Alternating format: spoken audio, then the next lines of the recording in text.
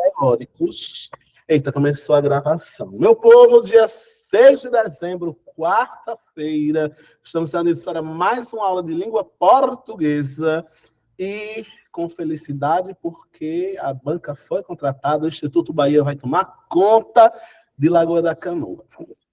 Hoje nós vamos iniciar nosso último módulo teórico, porque até o dia do concurso nós vamos ainda trabalhar, mas só questão, só questão, só questão. E agora, depois desse último módulo teórico, nós vamos trabalhar só questões do Instituto Bahia, porque essa banca não vai poder cobrar mais nada, além de tudo aquilo que a gente vai respondendo. Vai bater todas as provas que existirem desse instituto para a gente pegar a malícia todinha dessa banca. Só quem vem comigo, dá um joinha aí, dá um aplausozinho para a gente ver que o negócio vai funcionar. Eita, como se animaram.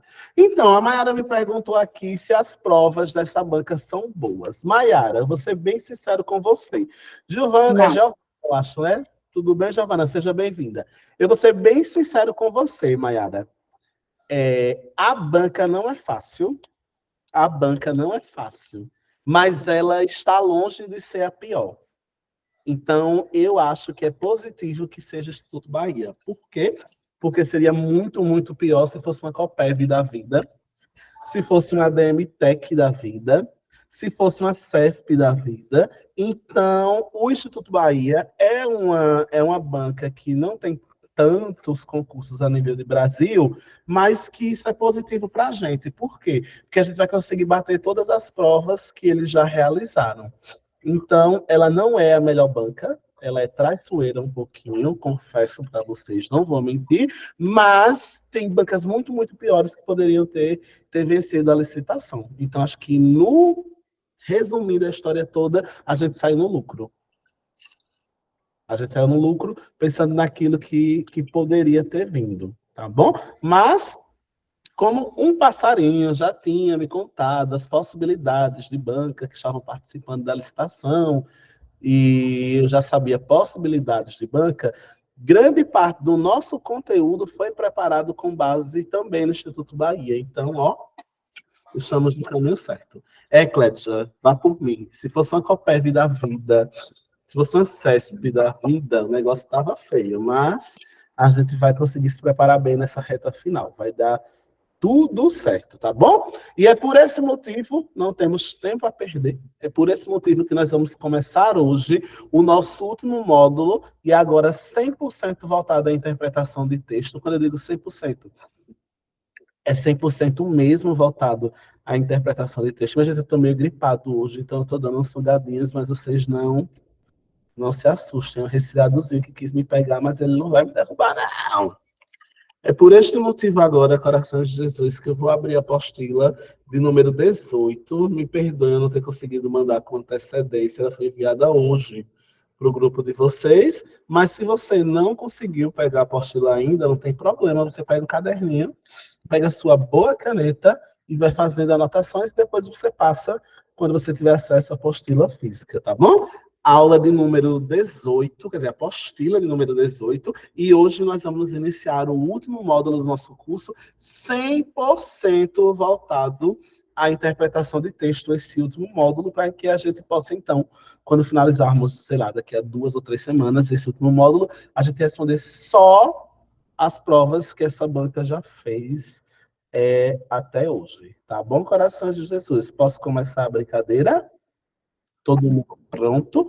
Pois eu vou aqui espelhar a nossa apostila que eu fiz hoje, saiu do forno hoje, para que quem não tem apostila possa acompanhar aí, tá bom?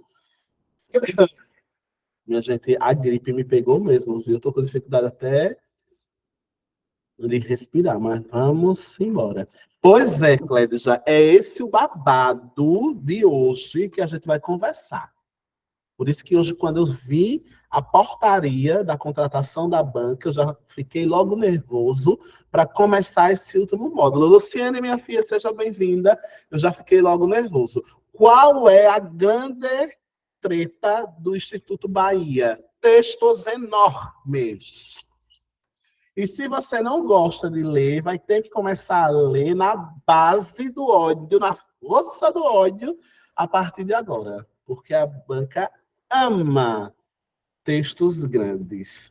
Interpretar textos grandes é um grande problema para a gente, já que a gente não tem o hábito de leitura contínua. A gente fica irritado quando tem que ler um texto grande. E pensando nisso, nós vamos iniciar hoje nosso último módulo juntos. Meu Deus, está acabando. Está acabando, minha gente. O que a gente vai fazer? Fazer um protesto.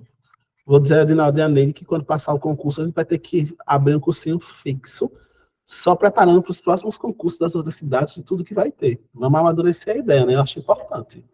Uma coisa mais presencial, mais Uma boa ideia, viu, professor? Não é, Neide? Passou o concurso de Lagoa da eu acho que essa banca é irmã do povo do Enem, porque misericórdia, cada texto das questões. É, minha filha, é babado. Para quem não gosta de ler, vai ser um problema, porque ela adora textos grandes. Mas a vantagem, como a Mayara comentou aqui no chat, é que não são textos complexos. São textos bons. Agora a questão é que eles são. A banca gosta mesmo de textos grandes. E é por isso que a gente vai conversar agora como é que a gente faz para desvendar esses textos. Vamos lá. Acompanha aí a apostila. A primeira coisa que a gente tem que entender quando a gente fala de interpretação de texto de concurso, é que a gente tem, na realidade, duas interpretações. Então, o que a gente chama de interpretação de texto no concurso, na verdade, se divide em duas coisas que a gente vai chamar dois trabalhos interpretativos. O primeiro é como a Neide acho que acabou de comentar. Não, foi a Mayara. Mayara foi assim, pontual na sua fala no chat. A Mayara disse assim, se for grande e fácil de entender, ainda. Porque esse, minha gente, é o primeiríssimo grande trabalho que você tem no concurso. Primeiríssimo, ler o texto e entender. A gente tem uma coisa fortíssima no Brasil que a gente chama de analfabetismo funcional. Ele perpassa todos os níveis e modalidades de ensino. Por quê, professor? Porque ainda que a gente consiga decodificar as palavras de um texto, isso não significa dizer que eu o entendi. Esse é um grande problema, inclusive, por exemplo, para estudante de Enem. O Enem consegue derrubar metade dos candidatos que terminaram o ensino médio, já porque ele lê a prova e não consegue entender o que ele leu. Isso não é diferente de nós, que já passamos pelo Enem e por uma universidade. A gente tem o hábito de ler por ler. Então, o que a gente chama de primeiro trabalho interpretativo de uma prova de concurso é que você consiga entender o texto. A gente chama isso de compreensão de texto. Nem todo mundo que lê uma coisa sabe explicar o que leu, ou entender o que leu, ou compreender o que leu. Esse é o primeiro trabalho de interpretação de texto. Entender as expressões que foram colocadas. Nem todo mundo consegue tirar conclusões do que foi dito. Nem todo mundo consegue entrar na camada do texto que a gente chama de entrelinhas. Então, o primeiro grande trabalho que a gente tem para conseguir responder questões de interpretação de texto é entender o que está escrito, é tirar conclusões do que foi dito, conclusões possíveis e não o que a minha cabeça acha que o texto falou. O primeiro trabalho é compreender o que está nas entrelinhas, o que a gente chama em outros lugares de contexto. Esse é o primeiro trabalho de interpretação de texto. Entender o que está dito. Não é fácil, a gente vai tentar desenvolver isso na aula de hoje, nas próximas aulas. A segunda coisa, eu queria que você que está em Lagoa da Canoa olhasse para a minha carinha bonita, para esse rosto maravilhoso. Inclusive, eu já vou passar um lenço aqui demaquilante para tirar um pouquinho do óleo. Vocês devem estar vendo aí o óleo que está transcendendo da minha pele. Chega, meu Deus. E eu não quero aparecer feio nas câmeras, não. Chega, Jesus Cristo. Tá aqui meu lencinho. Então, qual é, professor, o primeiro... Olha, minha gente, quanto olha, chega, Jesus Cristo. Qual é, professor, o primeiro desafio relacionado a interpretar texto? O primeiro é entender o que está escrito. Esse é um trabalho pontual. A segunda questão, olhe para mim, coração de Jesus, a segunda questão, para que você consiga responder o texto, segundíssima questão, é você entender o comando, o enunciado que o concurso está lhe pedindo na questão. É por isso que tem muita gente que usa como estratégia em concurso, antes de ler o texto, ler o enunciado, ler a pergunta. Inclusive, é uma estratégia, um método que eu, professor Wilkley, gosto muito. Que você leia o enunciado primeiro, para depois ler o texto. Porque a segunda grande dificuldade para se interpretar texto está em você ou não entender, ou se confundir com o que o enunciado está lhe pedindo sobre aquele texto. Então, o nosso trabalho hoje, nas próximas semanas, vai residir nesses dois lugares. Primeiro, é preciso que eu entenda o texto e depois eu preciso entender o enunciado. A questão está me perguntando sobre aquele texto. Até aqui, tá tranquilo?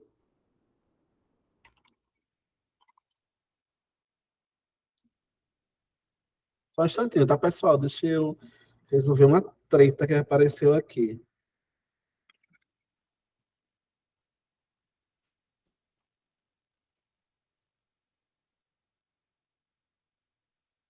Prontinho, minha gente. Então, esses são os dois trabalhos. O primeiro é esse lance, que você consiga entender o texto. E afinal, que você consiga entender o texto. O segundo é que você consiga entender o comando. Fechou a ideia?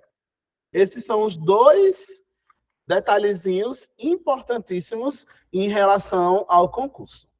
Às vezes, a gente até entende bem o texto. Qual é o grande problema? Às vezes, a gente até entende bem o texto, mas a gente não entende o que a questão está pedindo. Então, tem vários processos que estão nessa nuance da interpretação de texto. Portanto, a gente deve comparar dois textos, o que está dito e o que o enunciado está me pedindo. Essa é a chave para você acertar qualquer questão de interpretação.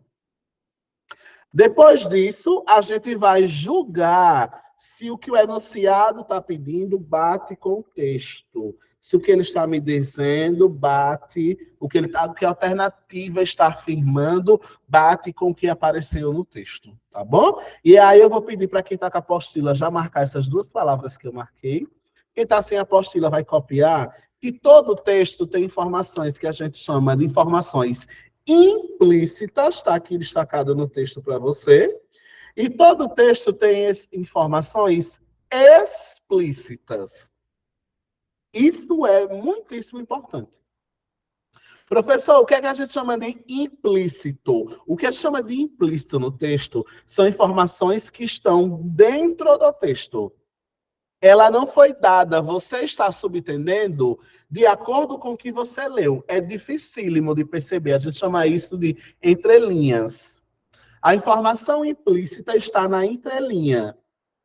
Já a informação que a gente chama de explícita, não tem como negar, porque ela está lá escrita.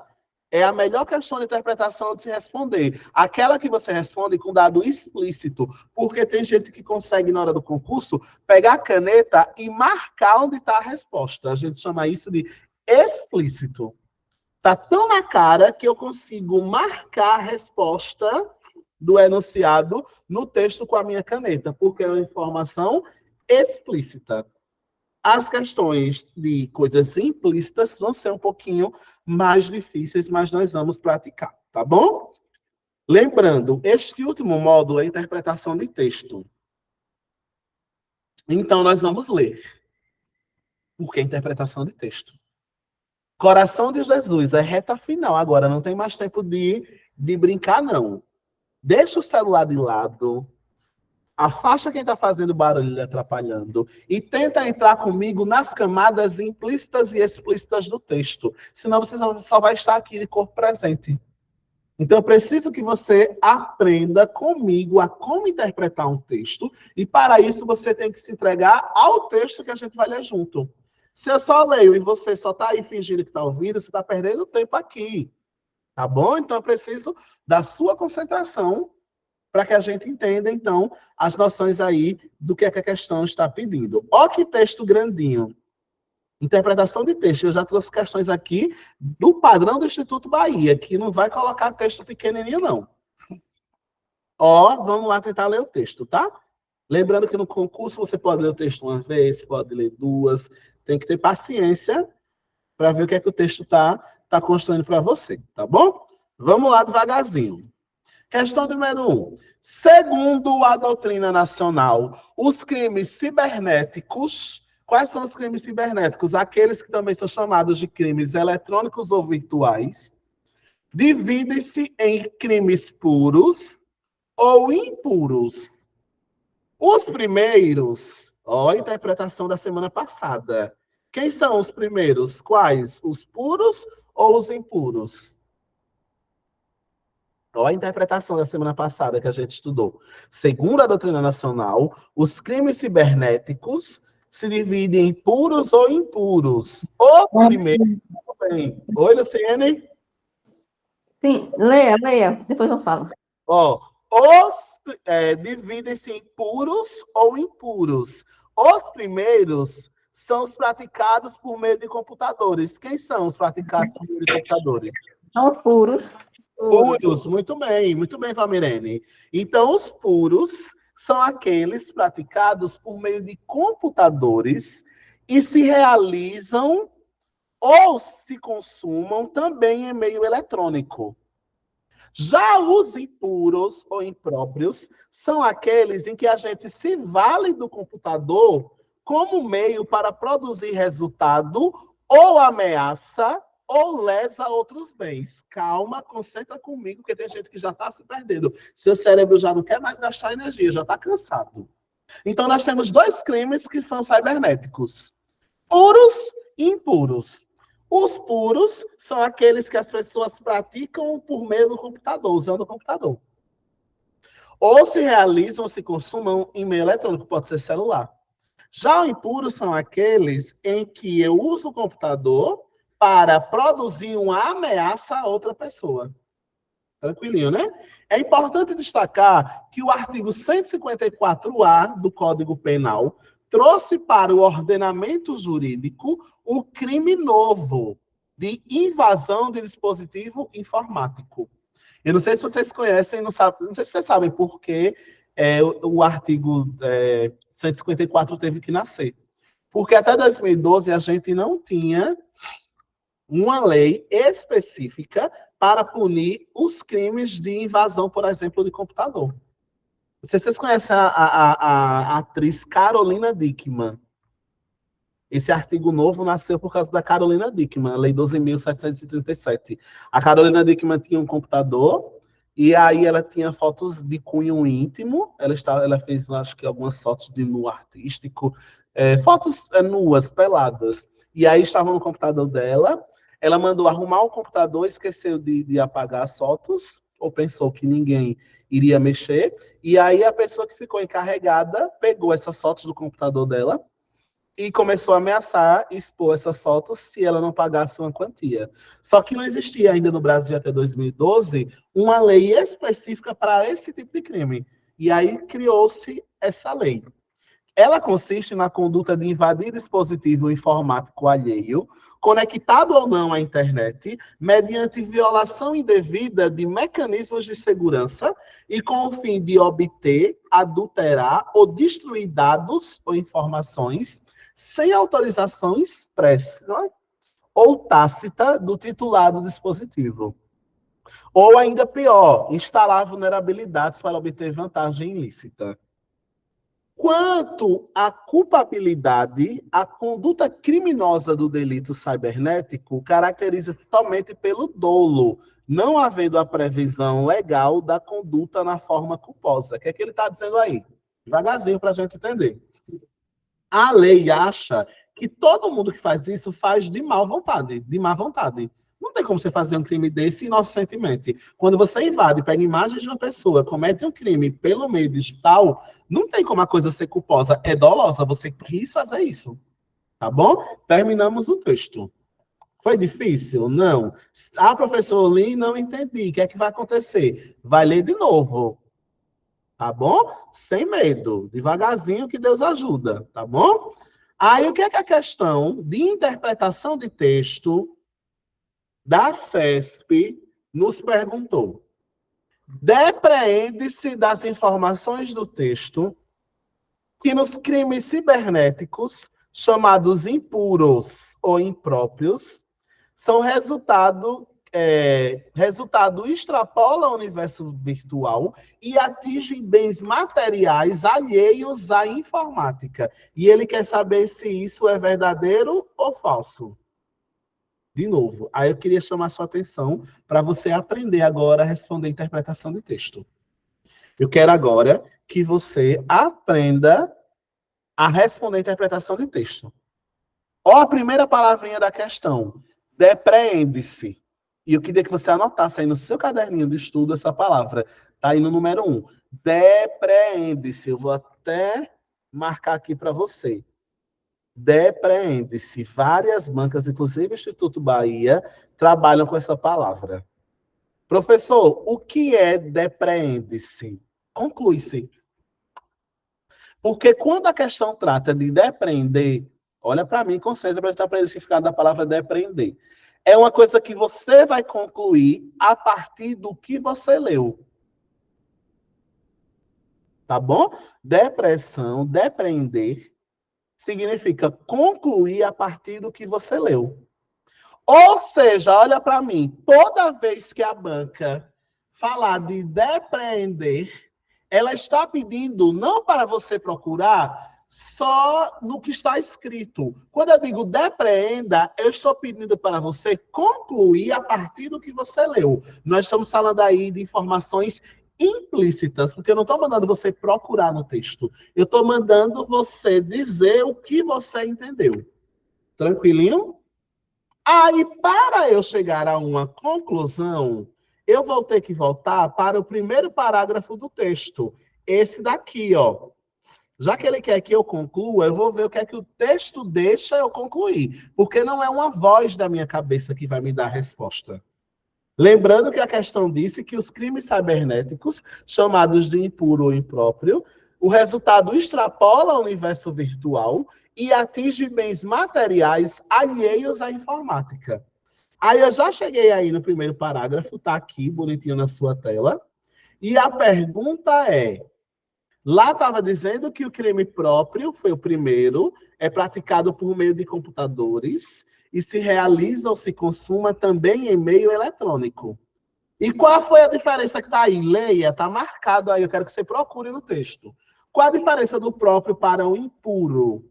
É que o crime impuro, ele extrapola, ó aqui, ó, o crime impuro, ele se vale do computador como meio para produzir ameaça ou lesa a outros bens diferentes daquele da informática. E a questão me disse que o impróprio, o impuro, extrapola o universo virtual e atinge bens.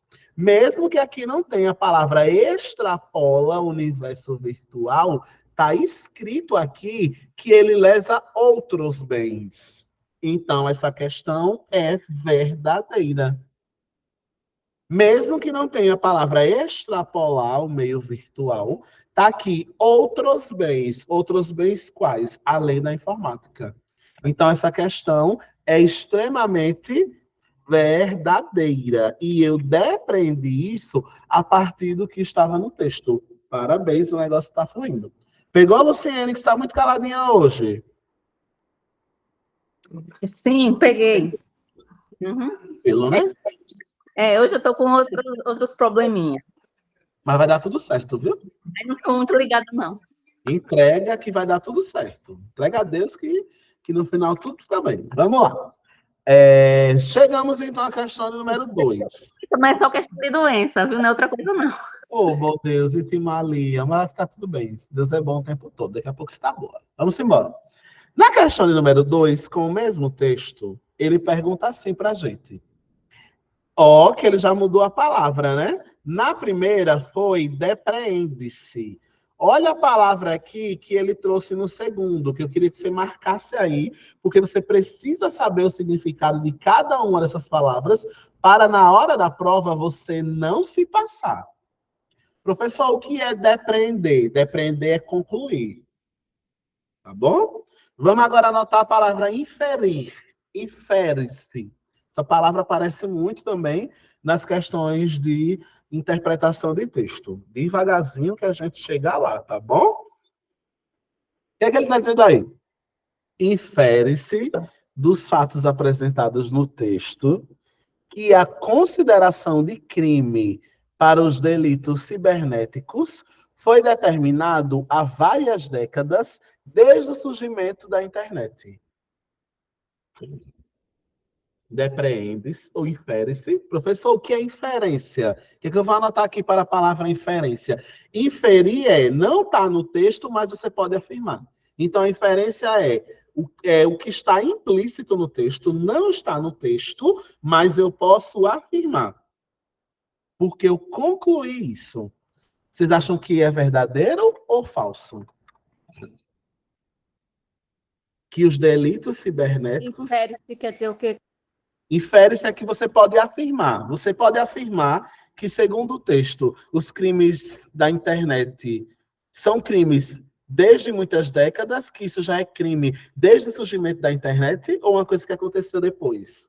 Que o texto está dizendo aí na segunda questão que esse crime sempre foi crime há várias décadas, desde o surgimento da internet. Você acha que isso é verdadeiro ou falso, Mari?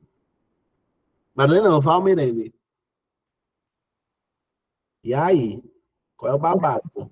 Pessoal, Eu acho que é falsa. essa questão não precisa pensar não, no texto, eu acho, por conta da lei da Carolina Dickmann, né?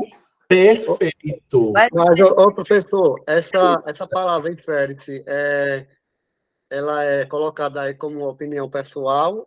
Isso! Exatamente. Agora é importante você marcar o seguinte, que essa opinião pessoal ainda tem que ser segundo o texto. Pegou o lance, Marcelo? Para eu poder inferir, eu vou inferir a partir do texto a minha opinião. Mas tem um limite. Pegou o lance? Eu vou, quando ele pede para você inferir, é para você dizer na sua opinião, mas ainda com base no que o texto deu. Pegou o lance? Pegou, Luciane? Sim, essa questão eu não olhei no texto aí, mas eu já sabia por conta da lei, que eu vi, eu assisti. Perfeito. Já sabia alguma coisa sobre a lei, né? Aí, quando a gente volta para o texto, o texto diz assim, ó, é importante destacar que a lei que criou esse crime nasceu em 2012 e foi ela que ó aqui, o texto me dando a resposta. Foi essa lei que nasceu em 2012 que trouxe para o ordenamento jurídico o crime novo. Meu amor, É por coração isso de que eu digo Jesus. que ela é falsa. Pegou o lance, Valmirene? Ó, o Sim. texto me dizendo que o crime é novo. É por isso, Marcelo, que a sua pergunta é maravilhosa. Porque você poderia me dizer assim, Marcelo, mas sempre foi crime. Peraí. Na minha opinião, eu poderia achar que sempre foi crime. Na minha opinião, eu poderia, qualquer pessoa aí, achar que sempre foi crime. Mas o texto não deixa eu ter essa conclusão. Porque o texto está tratando como um crime novo. Então, eu não posso dizer que ele vem de várias décadas. Ah, professor, mas eu acho que tem. Oi, Valmirene. Você vê que já mudou a minha forma de pensar em relação aos textos. Olha aí. Eu fui dentro do ano de criação da lei mesmo. Perfeito. Então, se tem um ano da lei, que foi 2012, eu já não posso afirmar que ele existe há várias décadas.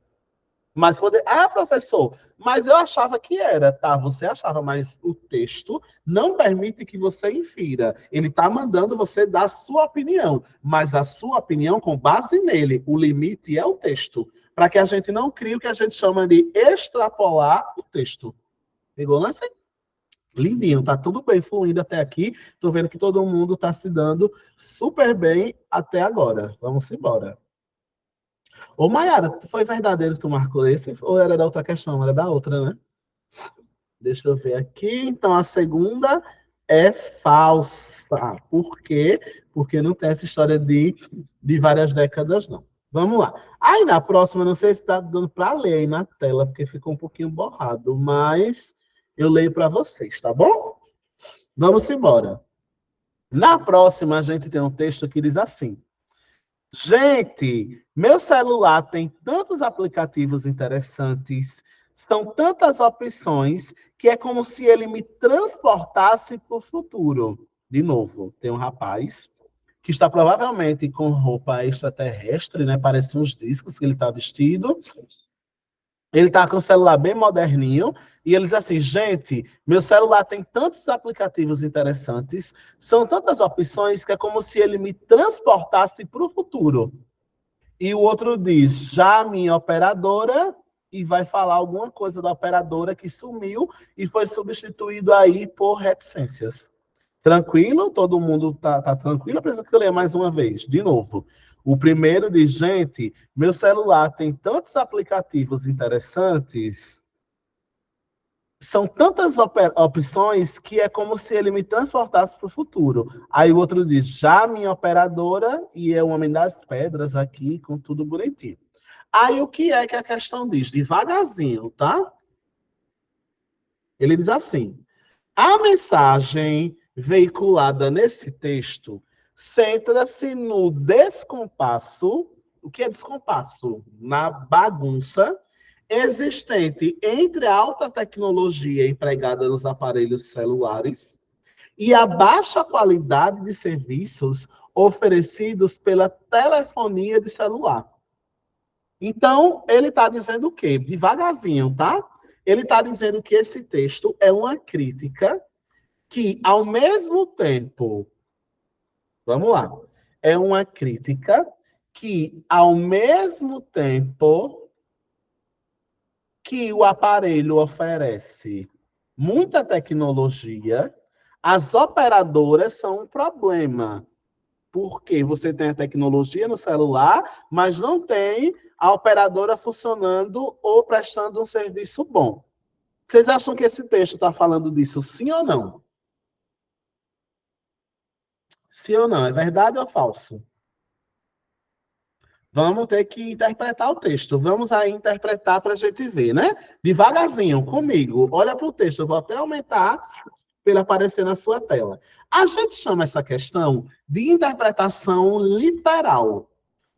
Por que, professor, interpretação literal? Porque no primeiro quadrinho, que está aparecendo aqui na tela, chega, meu Deus, nesse primeiro quadrinho, tá na cara que esse primeiro quadrinho está falando de várias ferramentas, que o celular tem vários aplicativos, que tem várias opções de aparelho, várias ferramentas.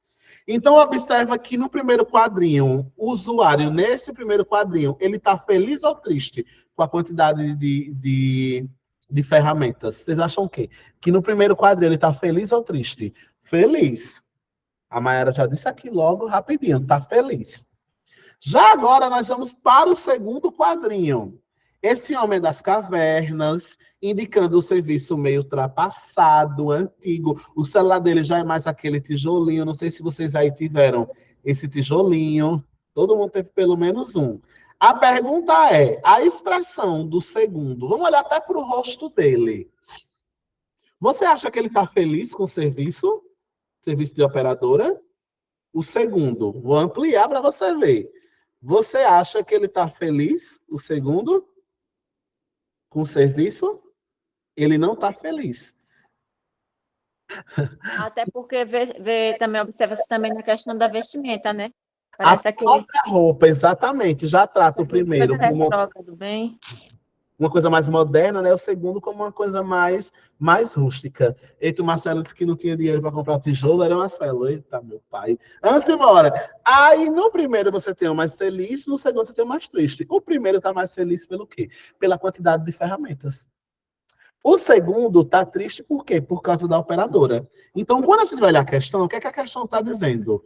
Que a mensagem do texto se centrou no descompasso que existe entre a alta tecnologia empregada nos aparelhos celulares, que é o do texto 1, e a baixa qualidade de serviços ofertados pela operadora de telefonia de celular. Então, nós temos aqui um texto extremamente verdadeiro, tá bom?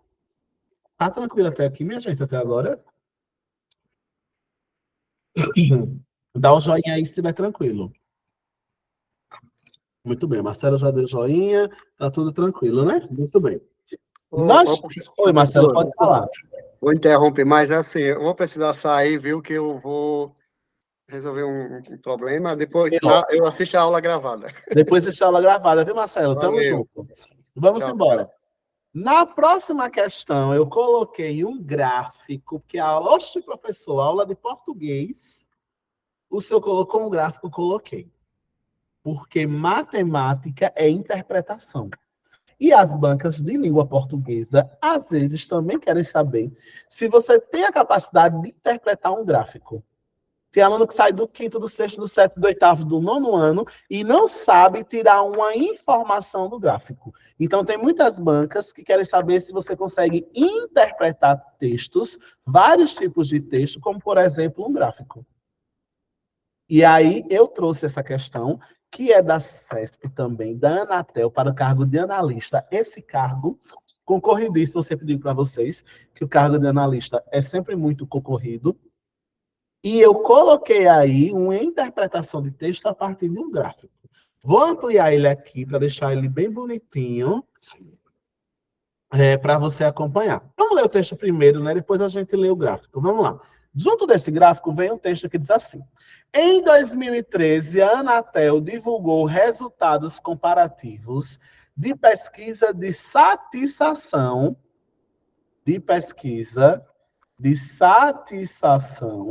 Vamos lá, espera aí, chega que eu me perdi.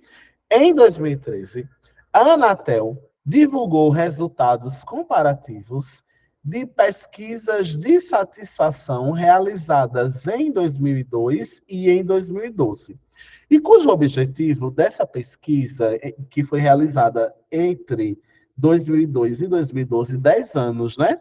O objetivo era avaliar como as pessoas estavam satisfeitas em relação ao serviço de telefone.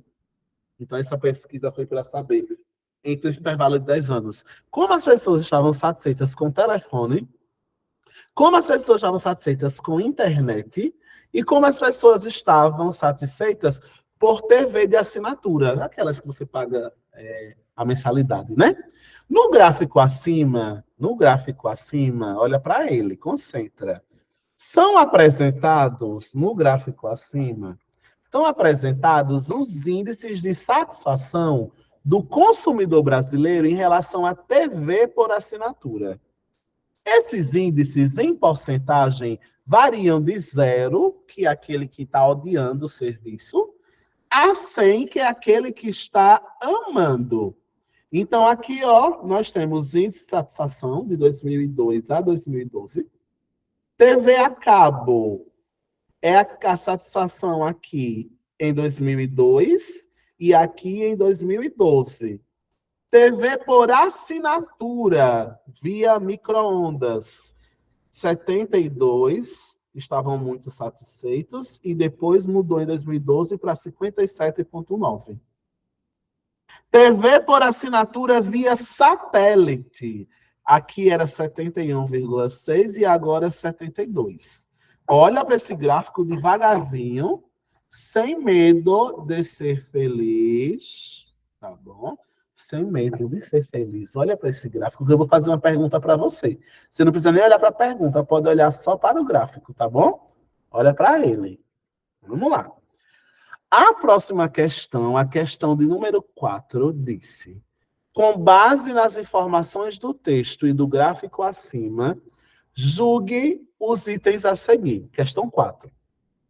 Os resultados comparativos entre 2002 e 2012 demonstram que o índice de satisfação do consumidor brasileiro em relação por assinatura de satélite registrou aumento. Olha que questão. Então, ele falou da de satélite. Eu vou olhar para a de satélite, que é a última. E, ó, minha gente, um cargo de analista mandando você interpretar uma questão dessa. O de satélite é esse terceiro, esse daqui, ó. Aí ele disse que de 2002 para 2012 houve um aumento da satisfação dos clientes. Só isso é interpretação de texto. Você acredita, minha gente? Isso é interpretação de texto.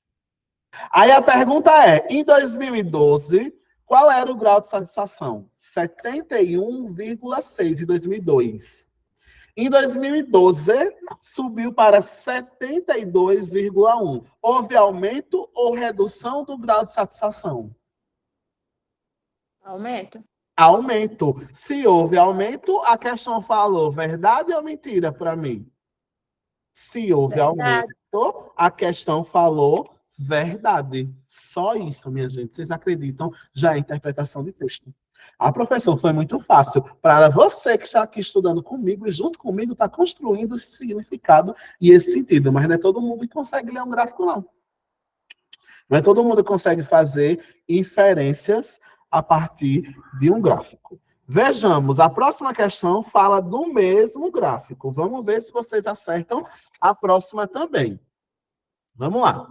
Em 2012, o consumo brasileiro, ou consumidor brasileiro, em 2012, mostrou-se menos satisfeito com os serviços de TV a cabo e com a TV por assinatura micro-ondas. Agora a questão dificultou.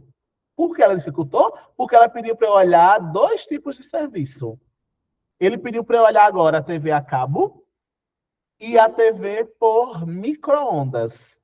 E ele disse que em 2012, devagarzinho, o consumidor mostrou-se menos satisfeitos. Como ele pediu para eu olhar para dois lugares, está certo, Mirlene. Depois você acompanha a aula gravada, tá bom? O que é que ele pediu aí para fazer?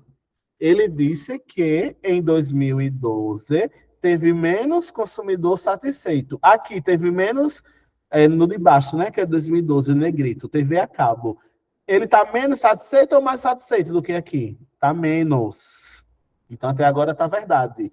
Vamos para a TV por assinatura de micro-ondas. Ele está mais satisfeito ou menos satisfeito que aqui? Ele está menos. Então, a questão está trazendo o que aí para mim? Uma verdade. Mentira, Mayara, que não tem essa questão na apostila. Mentira, Mayara, que eu pulei. Eu acho que... Só não tem as opções de resposta. Eita, desculpa, minha gente, mas a questão era essa, era o número 5, tá? Depois eu mando para vocês ela aqui completa, como tá para mim. Não sei, acho que de eu formatar para enviar, eu devo ter tirado, tá bom? Então, a questão de número 5, anotem aí para depois se passarem para a apostila, é uma questão que é verdadeira. Chega, meu Deus, nem tem uma observação aqui para colocar. Verdadeira. Dito isso, a gente pode seguir, então, para o conteúdo de novo. Foi só uma amostra grátis para vocês entenderem.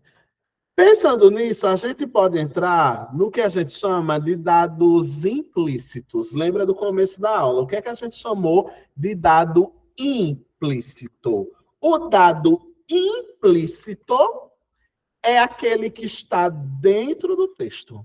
O dado implícito é aquele que está escondido lá dentro do texto. Toda informação implícita, toda, ela é carregada de vestígio. Porque não é uma voz da minha cabeça que vai me dar a resposta. Porque mesmo que a questão esteja pedindo uma interpretação minha, o texto vai deixar traços e vestígios, a gente chama isso de vestígio, que é o que vai permitir que eu possa chegar àquela conclusão, para que eu não tenha uma conclusão muito fora do que o texto permite. Então, é uma informação importante. Todo texto, quando ele pede uma interpretação pessoal, ele deixa vestígios para me ajudar a fazer essa interpretação de maneira adequada. A gente chama isso na interpretação de texto de um trabalho meio que investigativo. O criminoso não está explícito, mas ele existe. Eu vou investigando. Você chama de investigação, né? Como investigação. Como é que a gente descobre? Então, o melhor exemplo para a gente pensar naquela dúvida, Valmirene, de como ver o texto a partir de agora, né? E o Marcelo que deu uma saidinha. Imagine que você viu um crime. Você não pode ter, na minha opinião, foi fulano que matou. Porque você vai ter que analisar a cena do crime. Num texto de interpretação, é a mesma coisa. Você vai chegar em quem foi, você vai concluir alguma coisa, não pela sua opinião, mas porque foram deixados ali elementos que permitiram que você chegasse a essa conclusão. Isso é muito importante para a gente conseguir interpretar textos. Um bom investigador é aquele que é um leitor, a boa pessoa que consegue responder boas questões de interpretação de texto, é essa pessoa que ele consegue perceber esses detalhes do texto. Os vestígios podem ser uma palavra irônica, podem ser uma característica do espaço, do ambiente, pode ser um detalhe que foi dado sobre o personagem, pode ser a época em que o texto foi escrito, pode ser a quem o texto se refere, tudo isso, quem escreveu, para quem escreveu, quando escreveu, se o texto teve ironia ou não teve, o tipo de palavras que foi utilizado, às vezes um rodapé. Eu já vi gente conseguir acertar a questão com a referência do texto. Não tem aquela linha pequenininha que diz o nome de quem escreveu, o ano que escreveu, quando escreveu. Eu já vi gente acertar a questão de concurso porque pegou o vestígio naquela referenciazinha de quem era o escritor. A pessoa lembrou, quando viu o nome do escritor, lembrou qual era o estilo de escrita daquele escritor. E isso também é um vestígio. A figura de linguagem, o uso da primeira pessoa, eu que estou falando, eu estou falando sobre o outro. Tudo isso, todos esses elementos, eles podem identificar a intenção do autor quando ele escreveu o texto. E essa intenção de como o autor escreveu o texto é o que vai me dar autorização para interpretar ou não o texto de alguma maneira. Tudo isso que a gente chama de vestígio é importante. Então, quem escreveu, para quem escreveu, qual vocabulário usou, em que época usou, se teve ironia, se não teve, se teve figura de linguagem, se não teve, em qual pessoa do discurso foi escrito, tudo isso a gente chama de dado implícito, de vestígio, que pode me ajudar a conseguir entender um texto. Aí tem até um esqueminha aqui, né, que vai explicar mais ou menos como é que foi feito. Vamos lá. Eu tenho uma questão aqui em laranja, e isso aqui é o enunciado, a questão. Para conseguir saber o que ele está pedindo, eu vou ter que ir para o texto, e esses pontinhos aqui representam os vestígios. Esses pontinhos, quando eu vou somando... Oi, Luciane? Quando eu estou vendo aqui só um pedacinho, viu? Quando fala que o criminoso não está explícito, aí quer dizer que ele não está no texto. Na verdade, o que ele fez aí, Luciane, foi uma comparação. Ele quis comparar você, que vai fazer a prova do concurso, com o policial que vai fazer a investigação. Por que ele colocou essa questão aí do criminoso? Ele colocou para você pensar assim, se você fosse policial e você fosse investigar um crime, você não sabe quem cometeu, mas para descobrir, você vai ter que analisar os detalhes que você tem naquela cena. E a mesma coisa acontece com o texto. O texto não vai lhe dar a resposta da questão do concurso, mas você vai ter que fazer um trabalho de investigadora. Você vai ter que ser a policial naquele momento, tentando descobrir quem foi o assassino. Mas aí o que é que ele está dizendo aí nesse pedacinho? Que você não vai ouvir vozes da sua cabeça dizendo qual é a resposta. Você vai somar as partezinhas do texto para que você possa chegar na resposta. Entendeu, Luciane? Então é como se fosse um trabalho de investigação. É como se você fosse uma policial tentando descobrir quem fez o assassinato. Quem está respondendo a questão de interpretação tem que também fazer esse exercício de lendo os vestígios. Aqui nesse desenho é mais ou menos isso que ele quis fazer aqui. Ele quis mais ou menos fazer esse desenho, tá bom? De como é que funciona esse processo de interpretação. Aí ele colocou aqui embaixo, as somas dos vestígios geram o que a gente chama de dado implícito. Vamos mais um pouquinho para tentar entender ainda mais um pouquinho dessa questão que a gente está chamando de dado implícito. No texto que está implícito, que está escondido, a questão não possui literalmente o mesmo trecho do texto. Calma, não cansa, ei. Quando a questão fala de um texto implícito, ele está pedindo para você concluir, para você interpretar a partir daquilo que o texto deu, porque não vai estar no texto, não vai estar escrito. Você que vai concluir, você que vai interpretar, mas a partir dos detalhes que o texto lhe deu. Tranquilinho? Devagarzinho, que é isso que ele está aqui explicando. Vamos lá. Maiara disse que quando você tem o hábito de ler, Maiara, a leitura de textos, principalmente de literatura, que quando a gente gosta, ela fomenta muito a nossa capacidade de interpretar. Então, quanto mais você lê, mais você força o seu cérebro a processar informações, a interpretar. Quanto menos a gente lê, mais problemas a gente vai ter de interpretar, porque o nosso cérebro não está habituado a fazer aquilo. E eu até já brinquei em uma aula com vocês.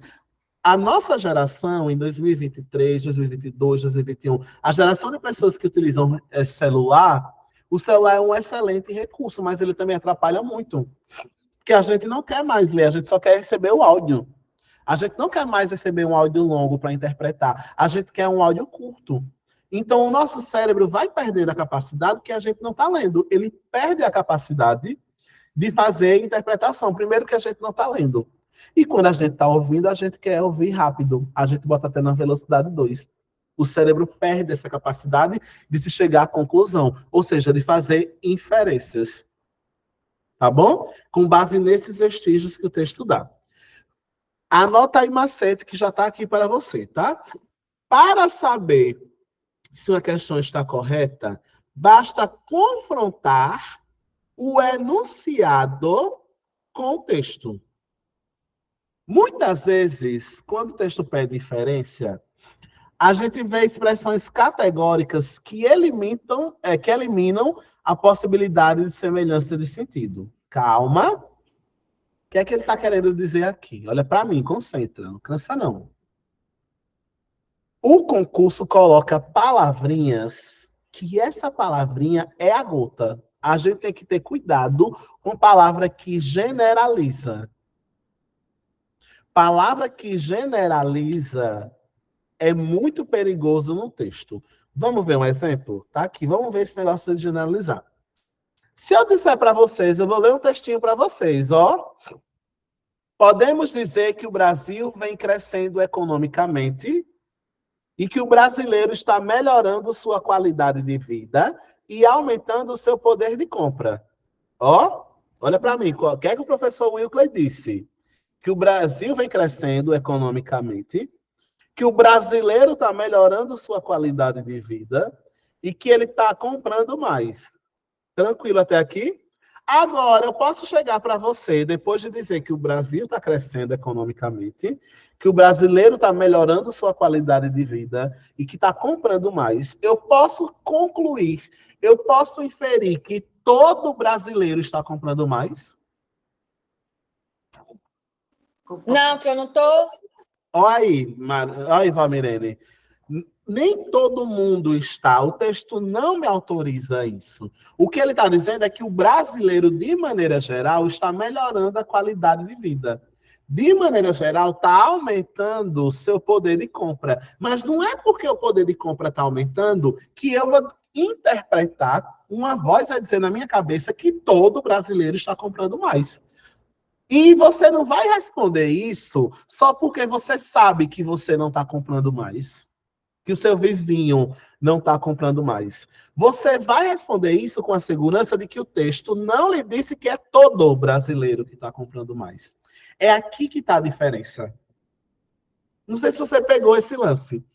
Giane, Luciene, Marilene, Maiara, Valmirene. A gente sabe que é mentira porque nem todo mundo está comprando mais. Mas eu não vou com base no que eu sei. Eu vou com base que eu acabei de ler um texto que diz que o Brasil vem crescendo economicamente, que o brasileiro está melhorando sua qualidade de vida e que o brasileiro está aumentando o seu poder de compra. Mas o texto não me autorizou a falar de que todo mundo está nesse pacote. E eu não vou ouvir a minha voz na minha cabeça que está dizendo isso. Eu vou olhar se o texto me autoriza a interpretar isso ou não. É esse o lance de quem vai se dar bem ou não nas questões de interpretação de texto.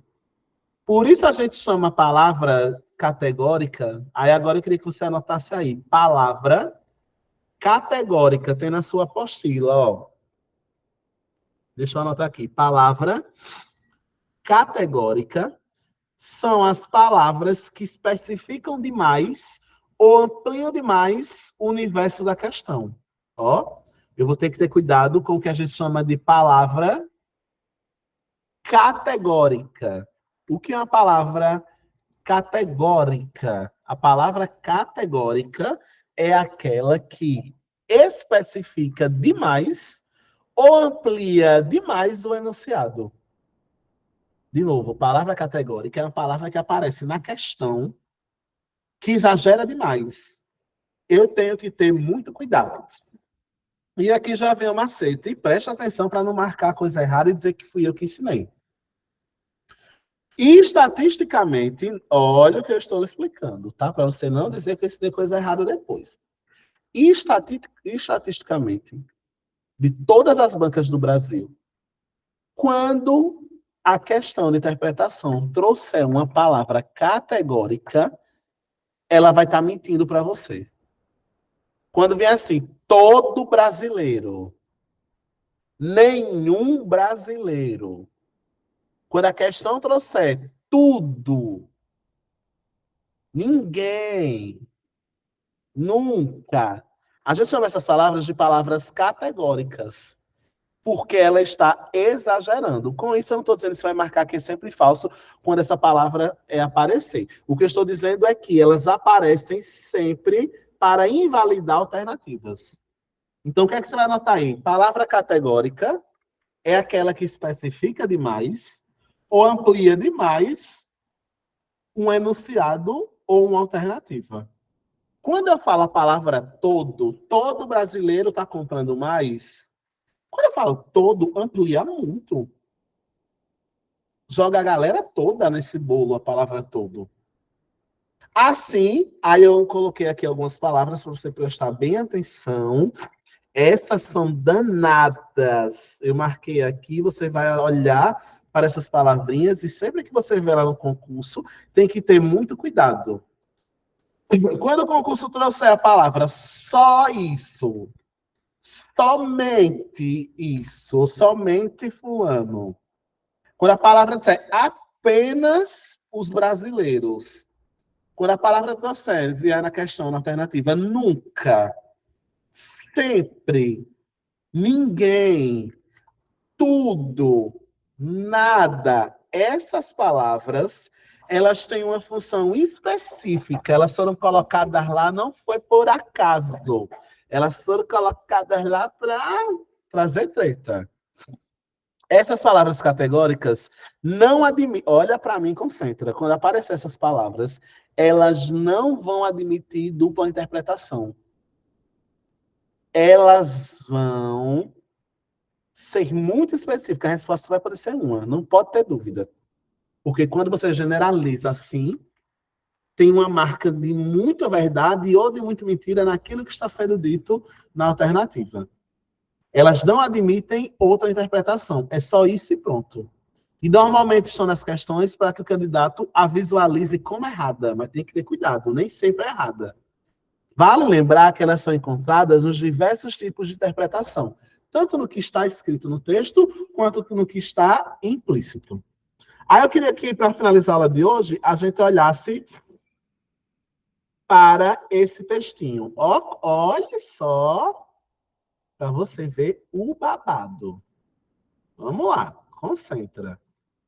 Eu coloquei aqui assim. É preciso construir mísseis nucleares para defender o Ocidente de ataques de extremistas. Vou ler de novo, porque eu sei que já está cansado, o cérebro já está dando um nó, mas eu vou ler aqui de novo. Olha que pequenininho. É preciso construir mísseis nucleares para defender o Ocidente de ataques extremistas. É preciso construir mísseis nucleares para defender. Chega, meu Deus. O Ocidente de ataques extremistas. Eu vou fazer agora algumas perguntas para saber se você já sabe interpretar texto com base na aula de hoje. Já vou fazer aqui perguntas para saber se você já sabe. Quem está com a apostila vai marcando aí C para certo e E para errado. Eu vou ler com base no textozinho que está aparecendo aí na sua tela. Eu vou ler. E você vai dizendo se o que eu estou dizendo é verdadeiro ou se é falso. Posso começar a brincadeira, minha gente? Posso começar, sim ou não? Posso, né? Então, com base no que eu acabei de ler, que está aí de lilás aparecendo na sua tela, número 1. O Ocidente necessita construir mísseis. É certo ou errado? Errado. Ó, vamos lá. É preciso construir mísseis nucleares para defender o Ocidente de ataques extremistas. O Ocidente necessita ou não construir mísseis? Difícil, né? Eu não tinha lido, não, de cima. Ó, como é difícil. Ó, de cima. É preciso construir mísseis nucleares para defender o Ocidente de ataques extremistas. A pergunta é preciso ou não? É necessário ou não? Eu preciso ou não? Precisa. Preciso. Necessito, olha para mim, é um sinônimo, necessidade é um sinônimo de precisão. Isso é verdadeiro. Pegou o lance, minha gente? Olha como é difícil. Pegou o lance? Giane, eu acho que o teu microfone está aberto. Se tu puder, desliga para mim, por favor. Vamos lá. Número 2. Há uma finalidade de defesas contra o ataque de extremistas. Vai construir para se defender do ataque de extremistas, sim ou não? Sim. Sim, verdadeira. O 2 é verdadeira. Vamos para os 3. Para 3. Os mísseis atuais não são suficientes para conter os ataques de extremistas. E agora? Muito difícil, né, minha gente, interpretar texto. Eu acho que essa é falsa. Vamos ver, Valmirene. Pergunta para vocês. Em algum lugar do texto, ele falou dos mísseis atuais? Não. Em algum lugar do texto, ele falou se os que já existem são suficientes ou não? Não. Então, eu não posso chegar a uma conclusão qualquer. Ele não falou sobre isso no texto, então tem que colocar que a informação é errada. Está sendo falso. Muito bem, Maiara, muito bem, Valmirene, e o pessoal que respondeu. Vamos para número 4.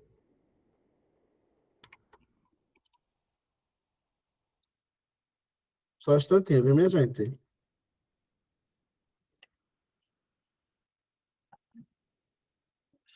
Vamos para número 4. A próxima número 4 diz assim para mim, devagarzinho. Uma guerra de mísseis vai destruir o mundo inteiro e não apenas os extremistas.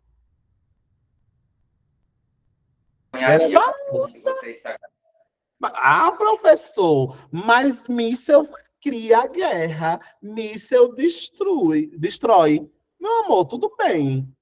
Mas o texto está lhe falando sobre isso? Ele lhe deu autorização para fazer essa conclusão? Não, é você que está concluindo.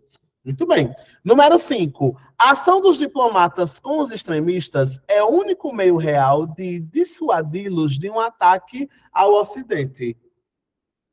E aí? E aí? É verdadeiro, mas o texto não me disse isso. Então, para a questão é falso. Eu sei que diplomatas podem ajudar a resolver o problema, mas o texto não me falou isso. Então, a número 5 é falsa. Por mais que seja verdade, na minha opinião, o texto não me autoriza a dizer isso. Número 6. Todo o Oriente está contra o Ocidente. Falso também. Número 7. O Ocidente... o cansaço. O Ocidente está sempre sofrendo por invasões do Oriente, sim ou não? A gente sabe que sim, mas o texto deixa eu dizer isso? Não. Olha a diferença do que a gente sabe que é verdade e o que o texto me autoriza. 7. 8, na verdade. Mísseis nucleares são a melhor saída para qualquer situação de guerra, situação bélica. O texto me fala sobre qual é a melhor saída? Não, então é falso. 9. Os extremistas não têm bom relacionamento com o Ocidente. E agora? Os extremistas não têm bom relacionamento com o Ocidente. E aí, Valmirene, o que é que tu acha? Eu acho que é verdadeira, porém não está no texto. Então, não tem no texto que eles não têm uma boa relação. Mas está na cara que se eu vou construir míssil para defender, ó como está dentro do texto. O texto não me falou da relação, mas se eu vou precisar... Está implícito. Perfeito, está implícito. Se eu vou precisar criar míssil para defender o Ocidente, boa coisa que não tem entre a relação dos dois. Então está implícito. Muito bem. Na número 9, 10, na verdade, né? O Ocidente... E aí a 9 é verdadeira. A 9 é verdadeira.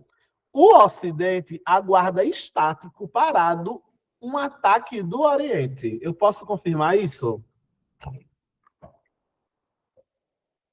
Eu posso confirmar? Não posso, porque o texto não me autoriza. Tá bom? Essa é a apostila número 1, nós finalizamos ela agora. Amanhã eu vou enviar outra apostilazinha, que é a continuação dessa 18, para a gente finalizar a semana.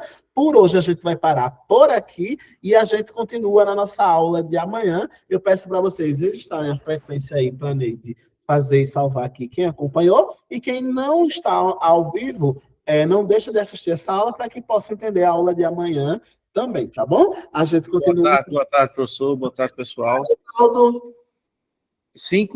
Pessoal, 5h30 o professor de geografia entra, viu? Vou colocar o link lá para vocês, viu? Tudo certinho. Então, eu vou tomar uma aguinha, descansar um pouquinho, que daqui a pouco tem aula de geografia.